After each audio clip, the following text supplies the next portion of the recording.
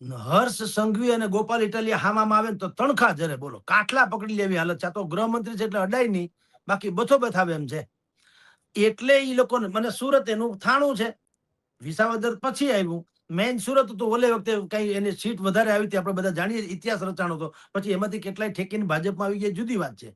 હવે આમ આદમી પાર્ટી પણ પાછું રાજી કરપડાની જેમ એ બે ફાડિયા થયા.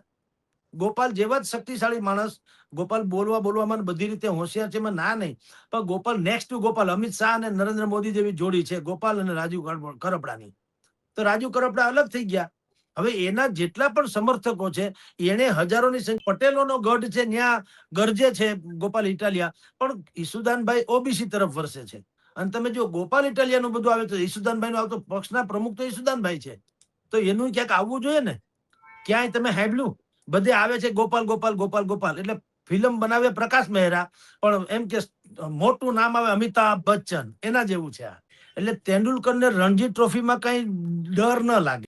એને વિશ્વના ધુરંધર બોલરોની ધોલાઈ કરી હોય તો રણજી ટ્રોફી હોય કે બીજી કોઈ ઘરેલું ક્રિકેટમાં રણજીતભાઈ તેંડુલકરને થોડો ડર લાગે. એટલે ભાજપને કઈ એવું વિચારવાનો પ્રશ્ન નથી આવતો કે કોંગ્રેસ ને આમ આદમી પાર્ટી એ ત્રણેય છે, એમાં જનતાનું હિત તો સાવ તળિયે છે. એનું કારણ તમને કહું, હવે જે સરકાર ધારે ત્યારે આખી સરકારને ઉથલાવી શકતા હોય અથવા તો પોતાના તરફી કરી શકતા હોય, એને તાલુકા પંચાયતનો તો ક્યાં પ્રશ્ન જ છે. માની લો કે કોઈ વિધર્મી અને વિપક્ષના લોકો જીતી જાય તો પણ ધારે તો બધું જ સંભવ છે, ધારે તો વાત કરું છું. જનતાની સેવા કરવાના નામે પડાપડી થતી હોય, પડાપડી, કોઈ પણ ભોગે મને ટિકિટ આપો, મારે સેવા જ કરવી છે જનતાની, તો એટલે રામ રાજ્ય ન હોય. આ દેશમાં સમસ્યા હલ ન થઈ જવી જોઈએ. સરપંચ થી માંડીને સંસદના સભ્ય સુધી બધાને લખે છે હું કેટેગરીમાં, નામ, ઉંમર, અભ્યાસ, ફલાણું જે હોય તે, અને વ્યવસાય કે માંડીને ક્ષેત્ર લખ્યું, ત્યાં લખ્યું હોય સેવા, એમ લખ્યું હોય છે સેવા. હવે તમે બધા જો સેવા જ કરતા હો તો આખા દેશમાં રામ રાજ્ય થપાઈ ને જાય. આટલા મોટા સેવકોની રાફડો તો ભૂતકાળમાં રામાયણમાં નતો ફાલ્યો. હું ભાઈ સેવા કરવા માટે થઈને આ ભાઈ આવ્યો તો એની પાસે 100 વીઘા જમીન હતી, હવે 20 વીઘા રહી, સેવામાં 80 વીઘા વહી ગયું. સાંભળ્યું ક્યાંય? 20 ના 100 થાય પણ 100 ના 20 ન થાય, તો ઈ સેવા કેવી? એટલે કહું છું કે જનતાને કોઈ ફેર પડતો નથી. અમદાવાદ, વડોદરા, સુરત ને રાજકોટ બધે બળવા થયા. તમામ પક્ષની વાત કરું પાછો. ભાજપ જેવી જેને શિસ્તબદ્ધ ને કેડરબેઝ પાર્ટી કહેવાય, ન્યાય એવો ડખો થયો કે જગદીશ વિશ્વકર્માએ રાજકોટ આવવું પડ્યું ડેમેજ કંટ્રોલ માટે, બોલો. અને અહીંયા મીટિંગ કરવી પડી ને શપથ બપથ લેવડાવવા પડ્યા, અને અમે જનતાની સેવા કરશું ફલાણું ઢીકણું, ટૂંકમાં કોઈ હિસાબે મનાવવા પડ્યા. અને હજી કેટલાય બળવો કરીને તો તમારી જાણ કરતા અત્યારે સૌરાષ્ટ્ર ગુજરાતમાં જે આ સ્થાનિક સ્વરાજ્યની ચૂંટણી હાલે છે, મૂળ બેઠક છે 9,960 જેવી. એટલે આમ જુઓ તો 10,000 ની છે, સમજો ને. 25-30 હજાર લોકો લડે છે, અપક્ષ ને આમ ને તેમ ને બધી રીતે. હંધાઈને સેવા જ કરી લેવી છે. મોટા ભાગના ત્રણેય પક્ષમાંથી જે ટિકિટના રહી ગયા એ લોકોએ અપક્ષ ઉમેદવારી અથવા તો બીજી પાર્ટીમાં જઈ અને ઉમેદવારી નોંધાવી છે. ભાઈ જે લોકો, જે પક્ષ પોતાને અમુક વિચારધારાને વરેલો એમ કેતા હોય ને, ત્યારે હવે એનાથી મોટો કોઈ જોક નથી. એટલે રાતો રાત તમને ઈ ફલાણી વિચારધારાને છોડી પણ દે છે અને ઢીકણી વિચારધારાને અમલમાં લઈ લે છે. હાલો, કાચીડાને રંગ બદલતા થોડીક વાર તો લાગે નૈસર્ગિક રીતે, પણ કાચીડો આટલો ઝડપી નથી બદલી શકાતો. એને કુદરતને ક્યાંક વ્યવસ્થા કરી છે, ત્યારે મેળ પડે છે, અમુક સિઝનલ. પણ આ લોકોને ચૂંટણી આવે એટલે ખબર નહીં કે રાતો રાત મહાત્મા ગાંધીની વિચારધારા વાળો અને બિન સાંપ્રદાયિક નો દાવો કરનારો કટ્ટર કોંગ્રેસી હોય, એ રાતો રાત કટ્ટર હિન્દુવાદી એવા ભારતીય જનતા પાર્ટીનો સેવક થઈ જાય, બોલો. વિચારધારા કેમ પલટી જાય, કપડા બદલવામાં વાર લાગે. એટલે તમને હવે સોશિયલ મીડિયા પાવરફુલ થયું છે, એને કારણે જનતાને બધી જ ખબર છે કે આ બધા ઉધામા સેના છે.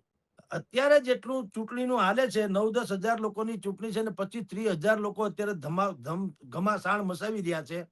પણ તમે પૂછો કે ગયા 5 વર્ષે જે લોકો ચૂંટાણા હતા, એ કોઈ પણ વોર્ડમાં જઈને કયો કે તમારા 4 લોકો એક વોર્ડ દીઠ ચૂંટાણા હતા, હકીકત છે? તો કે હા. 4 માંથી તમે પેલી ચૂંટણી જયારે મત માંગવા આવ્યા ત્યારથી વાત કરો ને આ પાછા મત માંગવા આવે ત્યારે તમે કોને કેટલી વાર જોયા? હરામ બરોબર કોઈ જોયા હોય તો, સિવાય કે કોઈ ફંક્શનમાં મંચ ઉપર, એ જુદી વાત છે. આ વખતે મોટા ભાગના કોંગ્રેસ, ભાજપ અને આમ આદમી ત્રણેય, મેં આપણા સહિતની અનેક ચેનલોમાં વાત કરી હતી કે 2 મુદ્દા મુખ્ય રહેશે આ ચૂંટણીના, સ્થાનિક સ્વરાજ્યની ચૂંટણીના, કારણ કે આ સેમીફાઇનલ છે. પણ એ 2 મુદ્દા કયા? નંબર 1, જેએનજી. દરેક પાર્ટીએ જેએનજી એટલે કે નવોદિત નવા ચહેરાઓને પ્રાધાન્ય આપ્યું. ભારતીય જનતા પાર્ટીએ 70% નવા, 30% જૂના રિપીટ કર્યા, બાકી 70 ને નવા કર્યા છે. કોંગ્રેસના અમિતભાઈ ચાવડાએ કીધું 50% જેટલા યુવા ઉમેદવારોને અમે તક આપીશું. અને ઈસુદાનભાઈ ગઢવીએ પણ કીધું કે અમારે ત્યાં પણ જેટલા સારા સામાન્ય ઘરના ભલે હોય પણ સારા લોકો એને અમે આપીએ. હાલાકી તમે જો વ્યક્તિગત ધોરણે અમુક લોકોનું વિશ્લેષણ કરો તો ખબર પડે કે માનદંડમાં અથવા તો માપમાં ઈસુદાનભાઈ હોય કે કોંગ્રેસ હોય કે ભાજપ, એ બહુ ખરા ઉતર્યા નથી. કારણ કે કોંગ્રેસમાં પણ તમારી જાણ ખાતર અહીંયા રાજકોટમાં તમારે આજે જ બનાવ છે, કોઈ પ્રવીણભાઈ સોરાણી કેવા સમથિંગ છે, એને આજે જ બળવો કર્યો. એ 30 વર્ષથી પાર્ટીમાં હોવાનું કહેતા અને એને કીધું કે અમારે અહીંયા તો ટિકિટની વેચણી, પૈસા દઈને ટિકિટ વેચવામાં આવી છે અને હવે હું ભવિષ્યનું નક્કી કરીશ કે હું કરું ને હું નહીં, વગેરે વગેરે. તો તમે વિચાર કરો, તમે રહી જાઓ ટિકિટમાં ત્યારે જ કેમ ખબર પડે છે કે પક્ષની અંદર કેટલી બધી ખરાબી છે? તો તમે જ્યારે પક્ષમાં હો છો ત્યારે જનતાને કાં નથી કહેતા કે ભાઈ હું અંદર રહોડાનો માણસ છું, મને ખબર છે આ લોકો જેવા દેખાય છે એવા નથી, આ તો આવા છે, મન મેલા અને તન ઉજળા, બગલા કપટી અંગ, એથી તો કાગા ભલા જેના તન મન એક જ રંગ. તો તઈએ કાં નથી કહેતા? તમે જ્યારે ટિકિટ નથી મળતી ત્યારે હંધી કોઠી ધોઈને કાદવ કાઢો છો, નહીતર એ કાદવ હોતા તમે અમારી ઉપર નાઈ ધોઈને મજા કરતા હતા ને. આમ આદમી પાર્ટીમાંથી પણ જે રહી ગયા છે એ લોકો અત્યારે વિડિયા બનાવતા ફરે છે કે પાર્ટી વેચાઈ ગઈ છે, ગોપાલભાઈ નું ધાર્યું કરે છે, ઈસુદાન તો ઓબીસી સિવાય કોઈને મહત્વ નથી આપતા અને પાયાના કાર્યકરોનું બધાનું અવગણના કરવામાં આવે છે. કાલ હવાના ભાદરવાના ભીંડા જેવા હોય એને બધા આગળ કરવામાં. તો ભલા માણસ, આ રાતોરાત તો થયું નથી. તો જ્યાં સુધી આ થયું, તમને કમસે કમ 6 મહિના વરસ તો ખબર પડે ને આપણને. ત્યાં સુધી બોલ્યા કા નહીં? કારણ કે તમને એમાં તો કદાચ મારો વારો આવી જાય તો આપણે કે ને અપના કામ હે બનતા તો ભાડ મેં જાય જનતા. ઈ ડખો છે. એટલે આવા લોકો જે પછી છાતી કૂટે ને એટલે એનું મૂલ્ય ઘટી જાય છે. એનું કારણ આ છે કે તમને ટિકિટ નથી મળી ત્યારે તમે અમને ચૂડેલનો વાહો બતાવો છો, ને તો તમે આને ને આને તમે રૂપસુંદરી તરીકે અમને પેશ કર્યો હતો. તો તમે અમારી યારે ગદ્દારી ન કરી જનતા યારે? જ્યારે કે તમારે પેલા કરવાની જરૂર હતી. તમે જયારે એમાં અંદર ગયા હો અને તમને લાગે કે આ જે બહાર ચિત્ર દેખાય છે એવું ચરિત્ર અંદર નથી, આ જનતાની હારે બહુ મોટો ધોખો કરવાના જઈ રહ્યા છે, આનો ઈરાદો જુદો છે, પૈસા બનાવવા સિવાય કોઈ ધંધો નથી, બી ટીમ તરીકે વર્તવું છે, વગેરે વગેરે જે કઈ ખરાબી હોય તે. તો તમારે કહેવાય કે ભાઈ હું 6 મહિનામાં કે વર્ષ દિવસ રહ્યો કે રહી, મેં બધું જાણ્યું અને હજી મને કાઢી નથી મૂકી કે મેં ટિકિટ નથી માંગી, માન લ્યો, પણ ગયા હું જે તે પક્ષમાં ગઈ હતી કે ગયો તો એ એટલા માટે કે ભાઈ જનતાનું સારું થાય એવું મારા મનમાં કલ્પના હતી. પણ અંદર ગયા પછી ખબર પડી ઓહો, આ કબાટમાં તો નીકળ્યા હાડ પિંજરો જાજા છે. તો જનતા તમને ગંભીરતાથી લે. તમે રદડી જાઓ પછી ગામને રદડાવા નીકળો, કોઈ માને નહીં. એટલે અત્યારે રાજકોટ, સૌરાષ્ટ્ર ગુજરાતમાં જે પણ સ્થાનિક સ્વરાજ્યની ચૂંટણી ચાલી રહી છે, 26મીએ મતદાન, 28મીએ પરિણામ. પણ હરામ બરોબર કોઈ પાસે કોઈ નક્કર મુદ્દો હોય તો તમે વિચાર કરો, અમરેલીમાં જેવી કાકડિયા, ભારતીય જનતા પાર્ટીના પત્ની શ્રી જે છે એ ભાજપના નેતા છે, એ જેવી કાકડિયાના પત્ની શ્રી કોકિલાબેને આજે એક નિવેદન કર્યું. બિલકુલ બોલે જ જાય પાછા. એને એક ભાઈએ તો એને ક્લેરિફાય કરવાનું કીધું, બેન તમારાથી કઈક શબ્દ ફેર નથી થઈ ગયો, તોય વળગી રહે છે. કે નાના, ભારતીય જનતા પાર્ટી એ વિધર્મીઓને ખતમ કરવા માટે તેને બીડું ઝડપ્યું છે. હાલે બોલો હવે એનું શું કરી લેવું?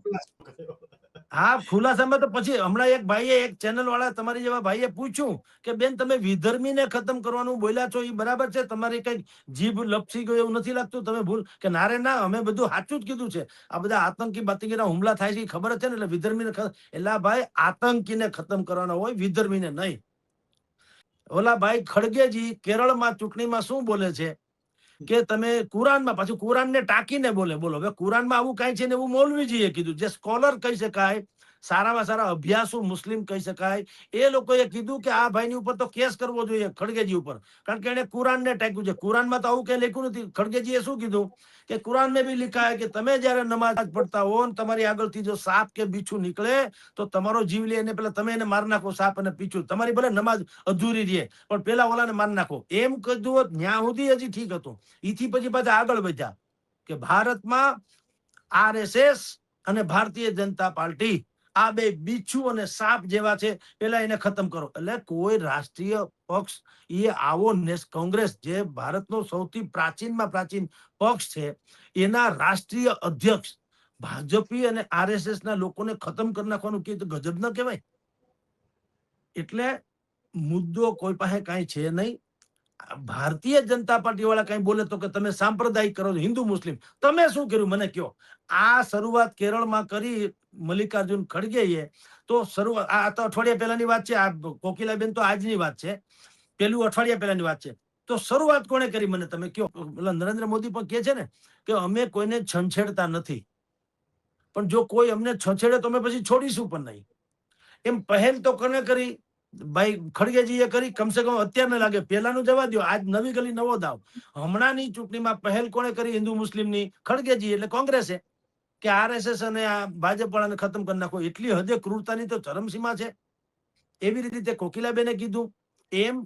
એટલા માટે હું તમને કહું જીગરભાઈ કે ક્યાં સ્થાનિક સ્વરાજ્યની ચૂંટણી, ક્યાં ગામના ગોંદરા બનાવવાની વાતો, અવેડા બનાવવાની, અવેડા એટલે પાણીના અવેડા બનાવવાની વાતો, ગામના કાચા રસ્તા હોય તો એને થોડાક પાકા કરવાની વાતો, નિહાળ જીર્ણ શીર્ણ અવસ્થામાં હોય તો નિશાળ એ વ્યવસ્થિત કરવી, એમાં પાછા પૂરતા શિક્ષકો હોય એવી વ્યવસ્થા કરવી, પ્રાથમિક આરોગ્ય કેન્દ્ર હોય તો એ કેન્દ્રમાં પણ પૂરતા ડોક્ટર, નર્સિસ કે બાકીની દવા કે કઈ સગવડ છે કે કેમ એની વ્યવસ્થા કરવી, હાથબારના દાખલાથી માંડીને ખેડૂતોના ટેકાના ભાવ કે પછી પાણી પત્રક બનાવવામાં કોઈ ભૂલ ન રહી જાય ભવિષ્યમાં, જેથી કરીને કોઈ કુદરતી આપદા વખતે વળતર મેળવવામાં કઈ મુશ્કેલી ન પડે.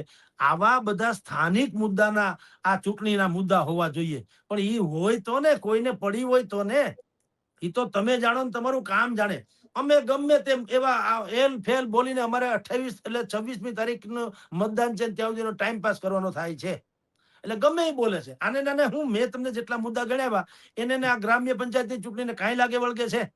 અને જે મેં હમણાં ગણાવ્યા કે આટલા હોવા જોઈએ એ મુદ્દા ઉપર કોઈ બોલે છે નહીં, તો આ શેની ચૂંટણી મને કયો?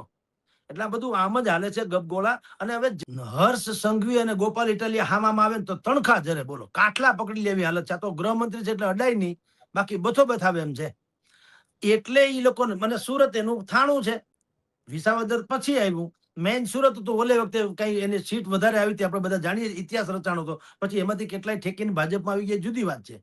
હવે આમ આદમી પાર્ટી પણ પાછું રાજીવ કરપડાની જેમ એ બે ફાડિયા થયા. ગોપાલ જેવા જ શક્તિશાળી માણસ, ગોપાલ બોલવામાં બધી રીતે હોશિયાર છે, ના નહીં, પણ ગોપાલ નેક્સ્ટ ટુ ગોપાલ, અમિત શાહ અને નરેન્દ્ર મોદી જેવી જોડી છે ગોપાલ અને રાજીવ કરપડાની. તો રાજીવ કરપડા અલગ થઈ ગયા. હવે એના જેટલા પણ સમર્થકો છે એને હજારોની સંખ્યા, જાણો ગોંડલના એક બેન છે નિમિષાબેન ખૂંટ, એના તમે વિડીયો જુઓ, અત્યારે ધૂમ મચાવે છે. એને દુનિયાભરની ખરાબી હતી, એને બહાર પાડી આમ આદમી પાર્ટીમાં શું ચાલી રહ્યું છે, પાયાના કાર્યકરોનો કેવી અવગણના થઈ, હિંડોળે બેઠા બેઠા અથવા હિંચકે બેઠા બેઠા બધું કે છે, રાઈટ? તો હવે એવા જે અસંતુષ્ટો કે હાસ્યમાં ધકેલાઈ ગયેલા આમ આદમીના સમર્થકો કે પાયાના કાર્યકરો, એ પણ હવે અલગ જ થયા. એટલે હું તમને ઈ તો કહું છું, એવું ભાજપમાં પણ છે. પાછું ભાજપમાં પણ જે હાસ્યમાં ધકેલાઈ ગયા, અહીંયા બધા મોરચા કાઢ્યા અને ડેમેજ કંટ્રોલ માટે સ્વયં જગદીશભાઈ વિશ્વકર્માએ આવવું પડ્યું. ત્યાં સુધી બધું લાગ્યું. શું કામ? લોટરી, જેને ટિકિટ મળે ને લોટરીની ટિકિટ મળ્યા બરોબર છે. સેવા માટે કઈ પડાપડી સાંભળી કે? એટલે તમારી જાણ કરતા રાજુભાઈ કરપડા, ક્યાં તમે કીધું તેમ ધારાસભ્ય લેવલના વ્યક્તિ, આમ આદમીમાંથી લડ્યા હતા ચોટીલામાંથી ધારાસભાની ચૂંટણી અને ખાસા મત લઈ ગયા હતા પાછા. એમ જેમ તે નહીં, 50-60 હજાર મત કઈક સમથિંગ લઈ ગયા હતા. હવે મૂળી, સુરેન્દ્રનગરના મૂળીની જિલ્લા પંચાયતની ચૂંટણી લડે છે. બોલો, ખરેખર તો એને ખરા અર્થમાં કહું તો એને એમ કેવું સવિનય કહેવાની જરૂર હતી કે મારે ચૂંટણી નથી લડવી, પણ આ વિસ્તારમાં એટલે કે સુરેન્દ્રનગર પંથકમાં, ચોટીલા પંથકમાં, વાંકાનેર પંથકમાં જ્યાં પણ કોળી બહુલ્ય વિસ્તાર છે, જે ઓબીસીમાં આવે છે અને સરકાર પ્રત્યે નારાજગીના કેટલાક સૂર ઉઠી રહ્યા છે, પણ આ ગઢ આખો હું હાચવી બતાવીશ અને તમને મેક્સિમમ તાલુકા જિલ્લા પંચાયતની બેઠકો જીતી બતાવીશ એવું કહીને જો ઈ સ્ટાર પ્રચારક તરીકે ફર્યા હોત તો એની મૂલ્ય ઓર વધી ગયું હોત. હવે થશે કેવું, એ મૂળી જિલ્લા પંચાયતની ચૂંટણી લડે છે એટલે એને ન્યાય સભા કરવાની, એના વિસ્તારમાં તો કરવી જ પડશે. બરાબર, ઈ કરશે ને બધું પૂરું થાય, વધી જીતે તો ઠીક છે, હારે તો ઓર માથાકૂટ કે ભાઈ તમે જિલ્લા પંચાયતમાં હારી જાવ છો, તમે ધારાસભ્યને ક્યાંથી દાવેદાર ભવિષ્યમાં થઈ શકો, સમજી લો. ઓલું ભારતીય જનતા પાર્ટીના ઓરા અથવા એના સંગઠનના કારણે પણ જો માની લો કે મેક્સિમમ બેઠકો અહીંયા જીતાણી હોતી પંથકની, તો રાજુભાઈ જસ લઈ શકત કે મેં પ્રચાર કર્યો, મેં ટિકિટ નથી માંગી એટલે